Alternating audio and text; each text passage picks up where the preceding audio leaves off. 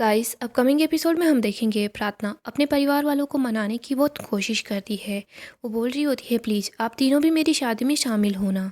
लेकिन हम देखते हैं मोटिबा बोलती है तुम चाहे कितनी भी कोशिश क्यों ना कर लो लेकिन हमारा फैसला नहीं बदलेगा। तुमने हमारे परिवार की परंपरा को तोड़ा है। हमारा सर नीचे झुक गया है। तुम्हारी वजह से ये सब कुछ हुआ है तो हम तुम्हारी शादी में नहीं आएंगे। हम तुम्हें अपना आशीर्वाद नहीं देंगे। तुम हमारे लिए हमारी कुछ नहीं लगती। प्रार्थना बोल देती है कि खून के रिश्ते यूँ आसानी से नहीं टूटते। आप लोगों को मेरी शादी में आना ही होगा। मैं यहाँ पर आप लोगों से बात करने के लिए आई हूँ तो आपको भी मुझे माफ़ करके मेरी शादी में आना होगा। मोटिबा बोलती है तुमने जो कुछ किया है ना तुम्हें उसकी माफ़ी नहीं मिलेगी। इधर पराग तो सोच रहा होता है कि प्रार्थना ने कुछ गलत नहीं किया। पराग को सब समझ आ जाता है कि प्रार्थना यहाँ पर सिर्फ उनके लिए ही आई है। पराग सोच रहा होता है कि मैं प्रार्थना की शादी में शामिल हो जाऊँगा। इधर ख्याति प्रार्थना को बोलती है कि मैं तो तुम्हारी शादी में नहीं आऊँगी।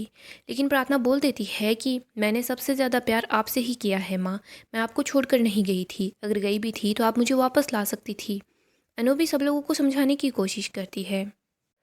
अनु बोलती है आपको अपनी बेटी को आज़ादी देनी चाहिए। मोटिबा को गुस्सा आता है। मोटिबा अनु को बोलती है जब लड़कियों को आज़ादी दी जाती है ना तो आप जैसी औरतें इन आज़ादी की काफ़ी ज़्यादा फ़ायदा उठाती है जिसकी वजह से अब लड़कियों को आज़ादी मिलती ही नहीं। पहले आपने वनराज शाह से शादी की, उसके बाद उससे तलाक ले लिया, इसके बाद बिना शादी के ही आप अनुज कपाड़िया के साथ रहने लगी। फिर आप अनुज कपाड़िया से भी दूर हो गई।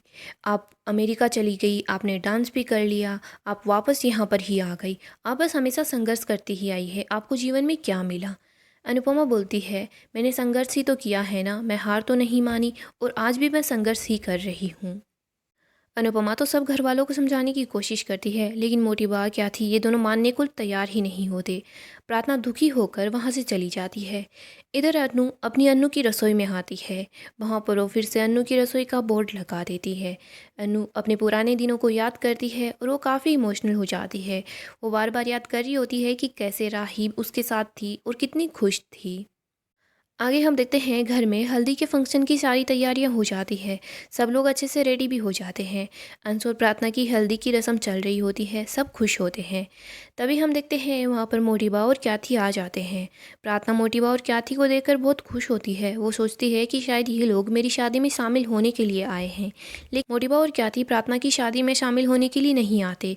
उनके पास कुछ पेपर्स होते हैं। वो दोनों मिलकर प्रार्थना को वो पेपर्स थमा देती है। प्रार्थना अपसेट हो जाती है। इधर हम देखते हैं प्रेम भी बहुत दुखी होता है। वो सोचता है कि ये सब कुछ क्या है। प्रेम और सब लोग यही सोचते हैं कि शायद ये लोग शादी में शामिल होने के लिए आए हैं लेकिन नहीं, ऐसा कुछ नहीं होता। गाइस आपको क्या लगता है मोटिबा पराग क्या थी ये लोग प्रार्थना की शादी में शामिल होंगे या फिर नहीं? हमें कमेंट में बताएं। और अगर आपको अपडेट जानना पसंद है तो आप हमारे चैनल को सब्सक्राइब कर लें, वीडियो को लाइक करें।